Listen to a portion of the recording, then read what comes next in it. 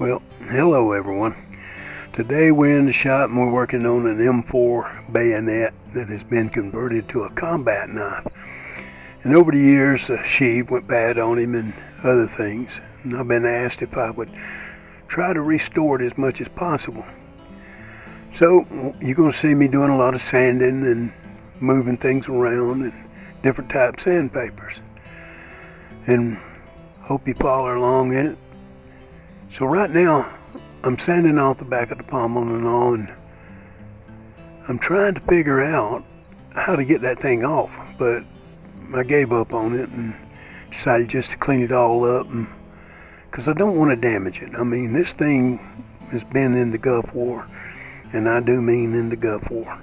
It came back. There was something on it that looked like blood. I hope it was deer blood, but if it wasn't, it's okay. Cleaned up pretty good. So I'm taking a file now that is flattened and I'm using sandpaper on it, but the one I got in my hand right now is a regular file, and I'm cutting off some sharp edges where they cut off the barrel fitting that went on it, for lack of a better way of saying it. And what I've done, that's a magnet bar there, and I've clamped it down to it. And I'm sanding the edges. I'm using 3 different type sandpapers on it. Got to clean up that leather, get that roughness off the front of it so I can put the dye to it. And it's just generally just sanding this thing down really good, getting that old patina off of it that's on it. And it's pretty thick and it's old. It's got scratches on it and it's got all things going against it. So I sped things up a little bit so you don't get too bored. This video was 30 minutes, and I got it down to like 8 minutes. So sped up a lot of stuff, slowed up a lot of stuff. Well, that's the way it is.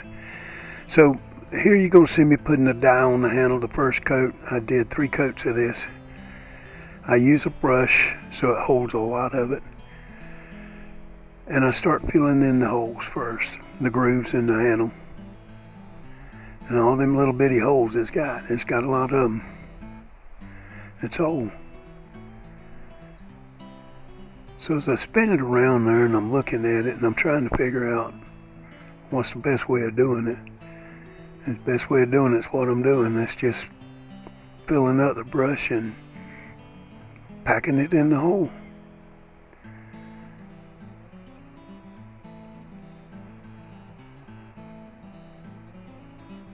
Now the reason I went ahead and did the dye on it now is I'm going to touch it up with the sandpaper again just to make sure.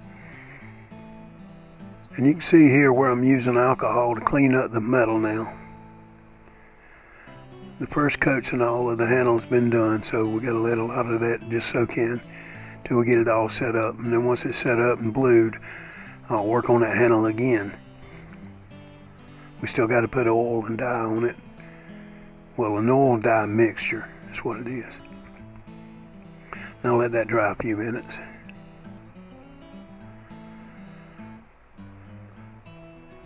Okay, I have already blued it, ready to go. That's the first coat. And we got to clean that off.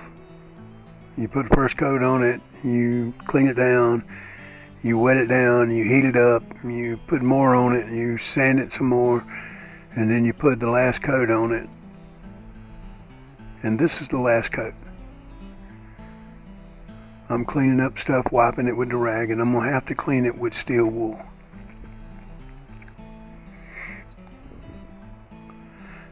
Looks pretty dark under that light, but it's actually not that dark.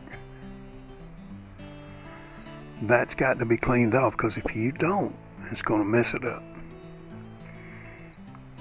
And then I have to let it set overnight, 24 hours, and let it rust over before I put oil on the metal. Hey, just because it's been blued don't mean it won't rust, because it will. This is just a deterrent. Now I'm going to route the blade, because I got a bad habit of dropping things, and I'm going to just wrap it up here to protect it. Because I kind of liked what happened with that blade. It turned out pretty good.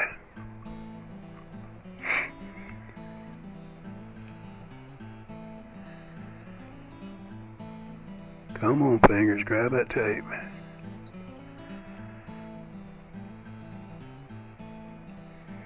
Wrap her up.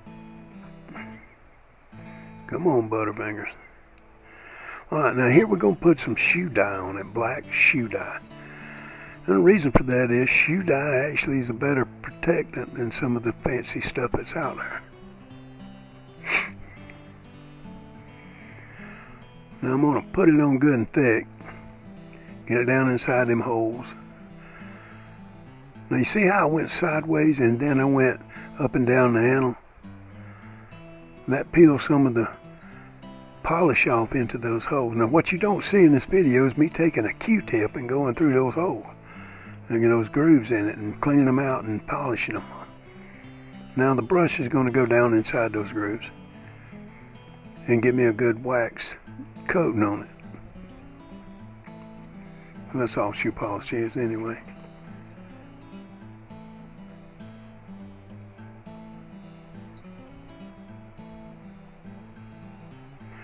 Yep. Work it.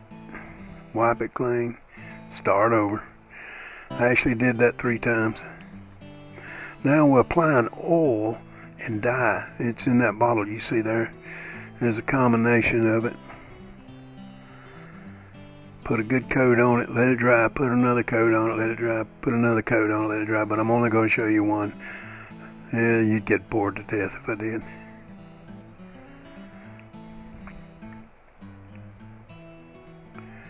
Now I'm pushing down on it a little bit. You see how I push? I'm making that oil get down inside them grooves. Because this thing is old, and that leather is getting a little bit on the dry side. And that kind of bothers me. So we're going to let that set up. And then we'll go to the next thing. Now here's the finished product. And there it is, all shined and buffed up. Think it didn't turn out bad. So y'all join me for the next video where we make a sheath for it. And we're going to make it a little bit on the military side, but we're going to have a little SOF, SOG to it a little bit. And I'd like to thank you for your service, buddy.